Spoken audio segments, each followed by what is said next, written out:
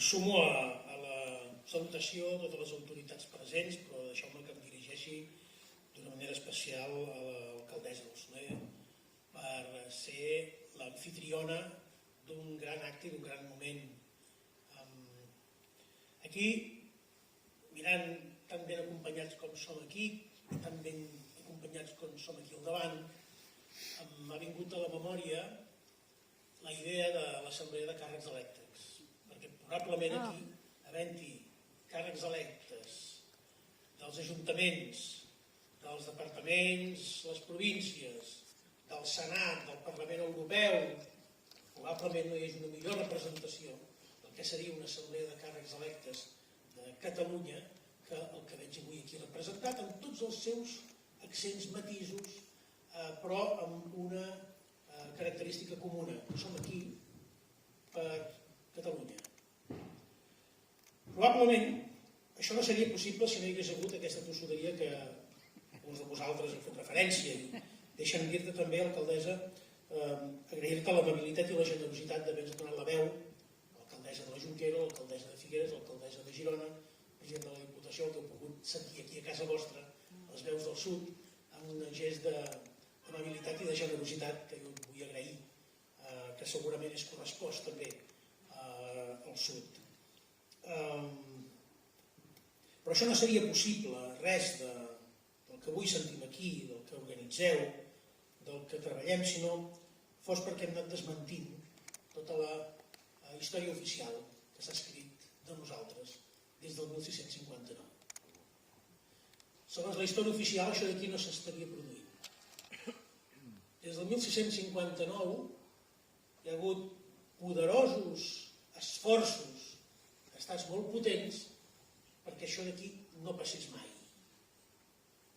I tanmateix portem gairebé 400 anys de tossuderia en què hem desafiat la història oficial i hem desafiat el fat, el destí. Nosaltres estàvem cridats a desaparèixer, com a llengua, com a nació. I això no ha passat, sinó que ben contràriament estem tossudament alçats, tan ben plantats com aquest estol de gegants i de capgrossos que ens acompanyen.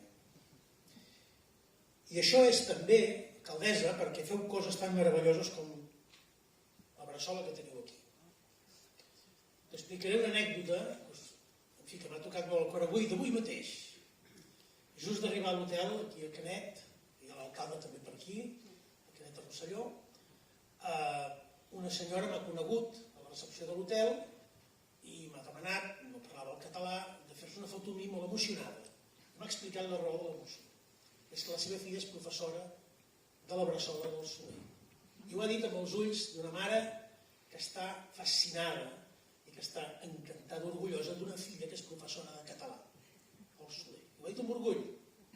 Jo li he recordat que efectivament n'hem sentit a parlar molt i a cantar molt de la Bressola del Soler. Doncs aquestes coses que són tan meravelloses passen perquè hem estat tossudament alçats durant tots aquests segles que la història oficial deia que nosaltres havíem de desaparèixer. Però és possible que puguem desaparèixer.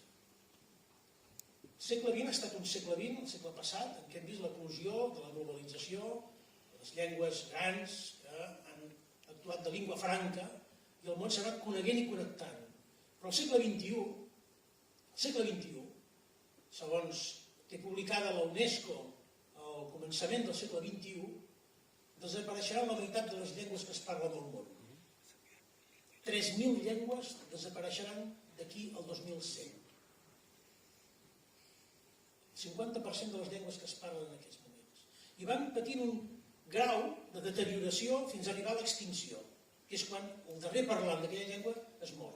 Fa 4 dies va morir la darrera parlant d'un dels idiomes originals de l'Amèrica del Sud. Que això passi al català ja no és, diguem-ho així, impossible. I hem d'estar alerta. I el català només ens té nosaltres per ser salvat. El català no depèn del papa estat i de la mama república, també, però sobretot depèn de nosaltres. I si avui som aquí parlant en català, és perquè hem desafiat tots els paranys i totes les amenaces que es van construir perquè avui no parléssim en català. I ho hem fet, ho hem fet. En sabem la recepta, en sabem la fórmula de l'èxit. Només cal que perseverem, que recordem que el català només ens té els catalans per defensar-lo. I ho hem de fer-ho amb noves eines, amb nous llenguatges, però recordant d'on venim i qui som. Abans el conseller ha fet referència a la situació del català a Europa. Crec que aquest és un projecte que podem compartir tots. El català és una llengua que es parla en 4 estats d'Europa, 3 dels quals són de la Unió Europea.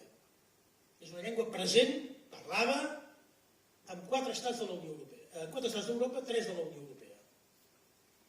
És oficial en un territori on hi viuen 10 milions de persones.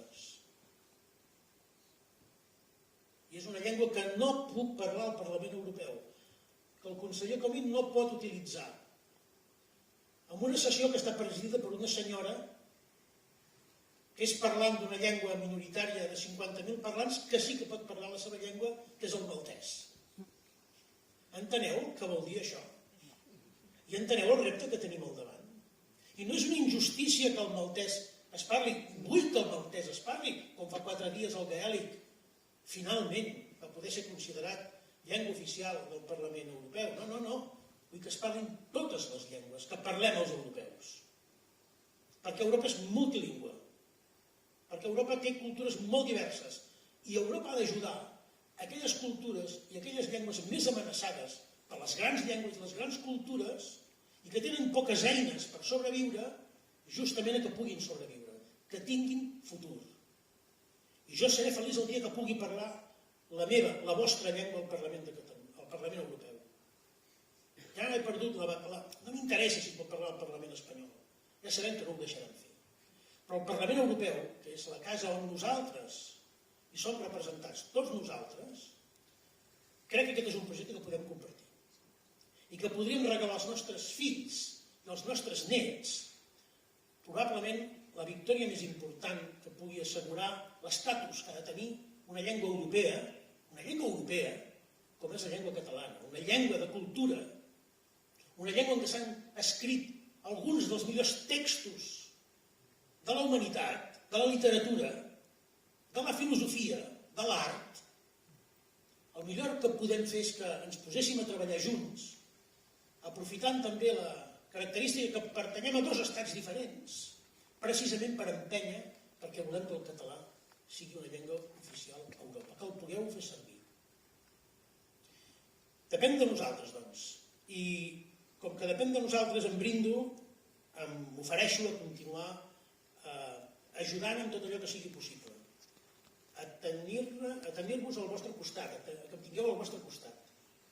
I a que totes aquelles iniciatives que creieu que nosaltres podem tirar endavant en defensa de la llengua i la cultura catalanes, en la posició que ens trobem, compteu amb nosaltres. Ho farem de gust, amb molt de plaer, si podem fer-ho aquí, encara millor si podem fer-ho amb tants bons amics i amigues, serà extraordinari, però el que ho podem fer no serà només perquè nosaltres ho puguem gaudir. Serà perquè ho puguin gaudir les generacions futures. I probablement no hi ha una idea més precisa de llibertat que és que puguis parlar la llengua en què has nascut, en què sents, en què somies, en què plores, en què rius, en què idealitzes coses, amb què combats.